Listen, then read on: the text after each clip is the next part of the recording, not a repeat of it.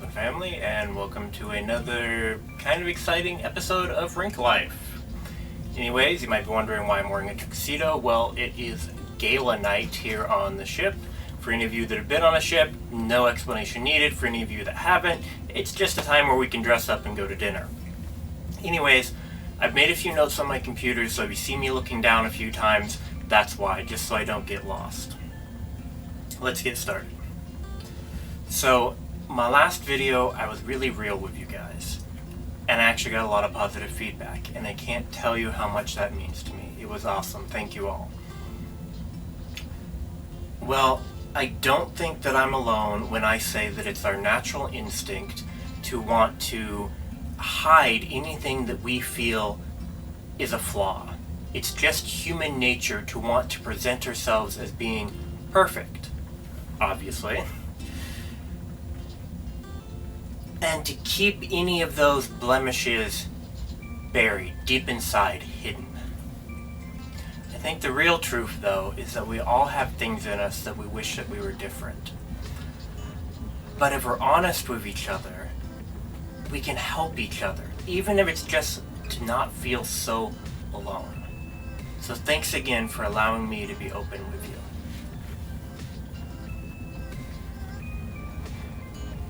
And if you don't mind, there's something else that I'd like to be honest with you about. I have ADHD. Some of you may know that, some of you may not. My ADHD is actually pretty bad, and it affects pretty much every part of my daily life. I've had it as long as I can remember, but up until just a few years ago, I assumed that everyone else's mind worked just like my mind worked. I had always thought that ADHD was the kid that couldn't sit still and was always bouncing around. I assumed that it meant that it was specific for children who couldn't pay attention in school and couldn't sit still and were always super hyperactive. And yes, it can present itself that way sometimes in people, but definitely not for everyone. In fact, the name ADHD is kind of what gives it that stereotype, because the name is kind of misleading. So if you break it down, the name is Attention Deficit Hyperactivity Disorder. When we think of attention deficit, in fact, the literal meaning of it is a lack of attention. And honestly, I have just as much attention, if not more, than most people out there. The only difference is I have a really hard time focusing my attention on just one thing at a time. In fact, normally I have between 3 and 10 things going on in my mind at any one given time. Then the next part of the name, hyperactivity. That's misleading because it makes people think that you're always moving around, always bouncing around, and that's not the case at all. For some people it may be, but for a lot of people the hyperactivity is actually inside the brain. It means that your brain is bouncing around really quickly, not necessarily your body moving really quickly. And then the last D, well, that's the part about the name that kind of bothers me the most, because it stands for disorder. And a disorder is something that's wrong with you. When you label people as having a disorder, it makes people like me feel like we're broken, like there's something wrong with us. But it's not that ADHD is a disorder, it's simply a different way that our minds work. I mean, how boring would it be if everybody's brain worked exactly the same? In fact, I also believe that if people with ADHD are taught how to properly manage it, that there's things that we can be better at that people who are so-called neural normal might struggle with. So it can actually be a gift, not a disorder. Anyways, for me personally, ADHD makes my life really hard in a couple of ways. One of those ways is that I have a really hard time starting a project and completing it. because I'll start doing one thing and then I'll see something else that needs to get done and I'll switch over to that new thing. And then while I'm doing that, I'll see something else that needs to get done and I'll switch over to that. So what I'm ended up with is a whole bunch of projects that have been started and none that have been finished. Luckily, I've learned some ways to counteract that. The main way being I make a list. I write down everything that needs to get done on paper, and then I start with the one on the top, and then I go down the list and down the list and down the list. And this works pretty well. Something about having it on paper helps my mind to realize that as soon as I cross one off, then I can start on the next one, but not before. The problem is I'm not very good at making lists. It's just not something that comes to my mind, and I have a hard time planning out when to make the list, because then that's a whole nother project I need to start on. That was definitely something that Trisha helped me with, and she was really good at it. But now that she's on, I have to try to do it myself. And honestly, I'm getting better. It's just a slow process to get better. The other thing that my ADHD affects is that it's really hard to complete a task unless I have a very specific time that it needs to be done. That means things that can be done whenever, they just simply don't get done. And things that need to be done on a way off future date, well, I don't even start doing them until right before the last minute when it needs to get done. So why am I telling you all this? Well, for two reasons. The first is to try to explain to you why my videos are being published so far after I actually took the footage of them. Because for YouTube videos, there's not a specific date that I need to publish them, so they just keep getting put on the back burner. Oh, I'll do them later, I'll do them later, I'll do them later. And then 2 weeks later, I'm like, oh, I should probably do that before I forget what exactly I took footage of. The second reason I'm telling you this is to explain why the first half of my cruise was not a super epic vacation that I thought it would be, that I promised you all that it would be. You see, most people would have planned and figured out for a vacation like this months in advance. But not me. Like I said, I don't generally plan for things until the last minute. In fact, I didn't even start packing for this vacation until about 2 days before it was time to get on the ship, or at least get in the car and start driving. Yes, I did get everything packed. I did get everything that I needed. But I didn't take the time to really research and plan out how my trip was going to go.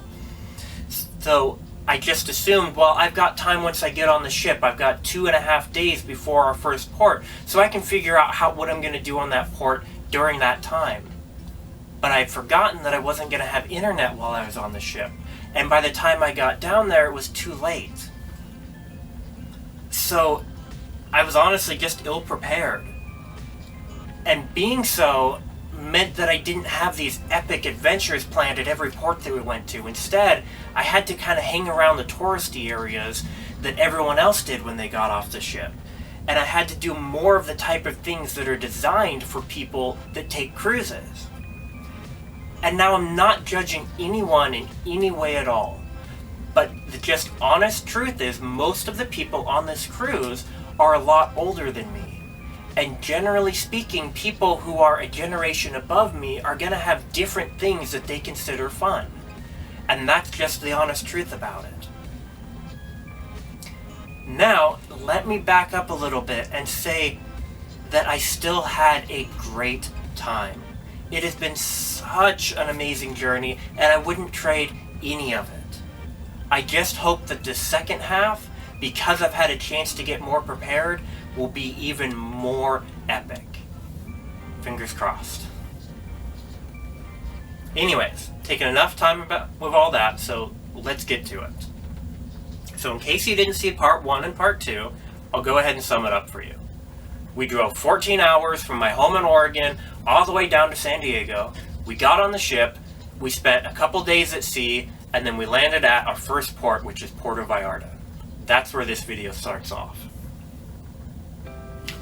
So Puerto Vallarta was our first stop, and was exactly the first stop that I needed it to be, for 2 different reasons. The first reason is the practical reason. When we got to Puerto Vallarta, there was a big mall next to the ship that was able to get a hotspot. So of course I got on there, and I uploaded the video that I had been making. I called the person who's cat sitting my cat and checked all my emails and got all the stuff online done that I hadn't been able to do for the last few days.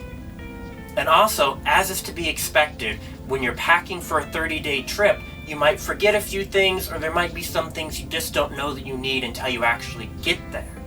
Well, lucky for me, there was a Walmart only a few blocks away from where the ship docked.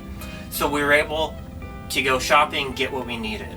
The Walmart was actually a lot like the Walmarts back in Oregon, so it was really familiar to me. About the only real difference I noticed was that this Walmart in Puerto Vallarta sold motorcycles inside the store. And they were actually pretty cheap, so that's something I might need to keep in the back of my mind for the next time I come down to Mexico.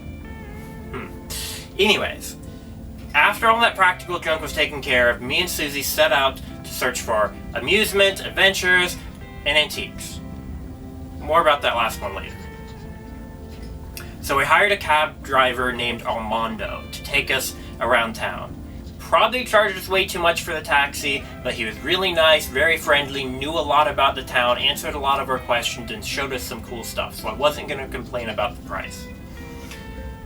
The final stop that he took us to was this beautiful island. It was right in the middle of the city, and it was crazy. It felt like we were in a jungle, even though there were skyscrapers just a couple blocks on either direction from us. So I want you to take a listen to this. Take a look at it. I know the video's kind of shaky, the bridge was swaying, so please forgive that. But if you have to, close your eyes and listen. This is just amazing. At least it was for me.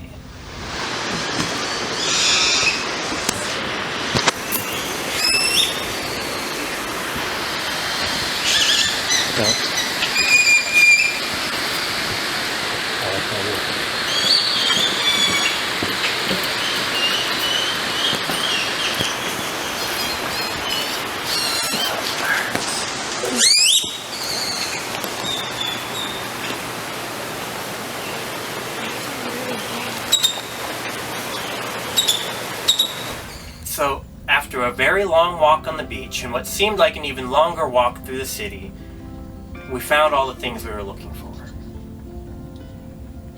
And I also found one other thing I wasn't expecting to find.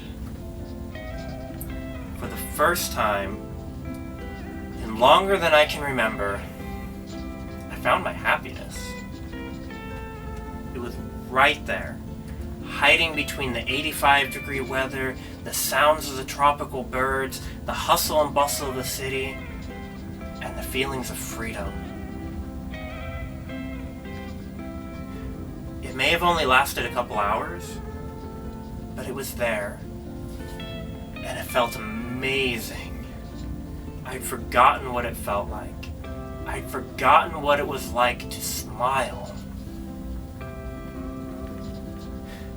And now that I remember it again, I know I'll be able to find it a lot easier from now on.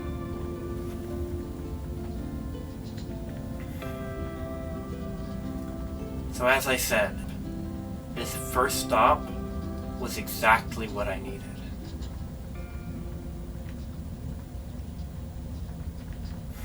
Anyways, remember how I said something about antiques earlier?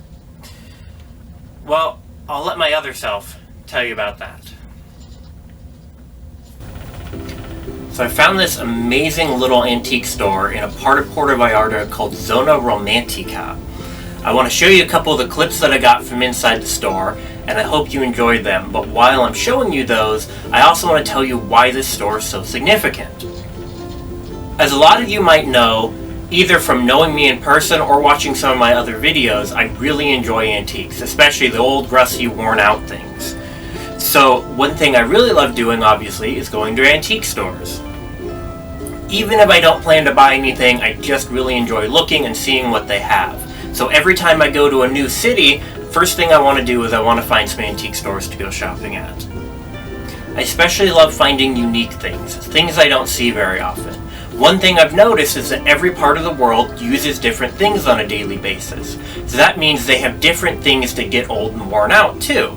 So for example, if I go just a state away to Washington or Idaho, I'm going to find different antiques in their antique stores than I would find here in Oregon. But if I go even farther away to somewhere like Tennessee across the country, they're going to be even more different yet. So when I was getting ready to leave on my trip, I thought one of the coolest things would be to find antique stores in other countries. I've never been to an antique shop in a foreign country. I could only imagine the type of things that they would have there. Well, anyways, I was telling my mom about my plan to go see at least one antique store in every port that we showed up at. I mean, it should be easy, right? Every town in America has at least 3, 4, 5 dozen sometimes antique stores. Well, she said that she didn't really think antique stores were a thing in the countries we were going to. Well, of course, being the son that I am, I wanted to prove her wrong. Well, turns out that she was a little bit wrong, but mostly right. Obviously, as you can see from these videos, I found an amazing little antique store at the first port that we went to. But that's also the very last antique shop that I found. It turns out that most of these other countries, they don't really have the concept of selling used things. They just use them until they're no longer usable. So, once again, Mother is always right. Okay, I'm back. But just long enough to say, here is some beautiful sights that we saw while we were in Puerto Vallarta. Please enjoy.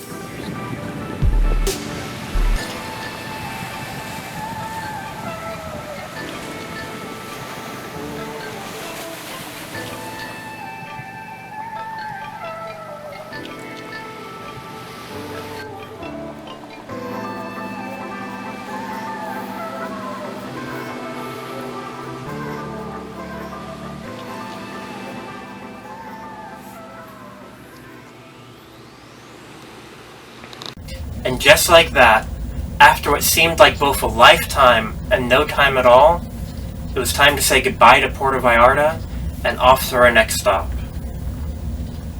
But don't worry, the next video will be a lot shorter, or at least a lot less of me talking like this. Anyways, stay tuned.